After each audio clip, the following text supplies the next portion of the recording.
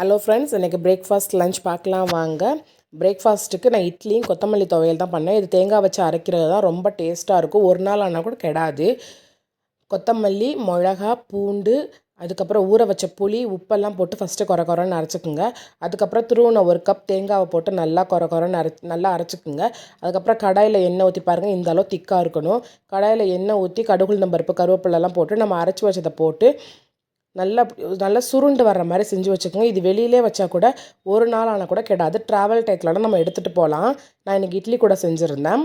அதுக்கப்புறம் லஞ்ச் வந்து நல்லா சூடாக ஆவி பறக்கிற சாதம், உருளைக்கிழங்கு பட்டாணி கிரேவி மாதிரி செஞ்சுருந்தேன். சௌ காய் சாம்பார், தயிர், அவ்வளோதான். இன்றைக்கி செவ்வாய்க்கிழமை இல்லையா, ஆஸ் யூஷுவல் சாம்பார் தான் எங்கள் வீட்டில். நீங்கள் என்ன லஞ்ச் பண்ணீங்கன்னு சொல்லி கமெண்ட் பாக்ஸில் கமெண்ட் பண்ணுங்கள்.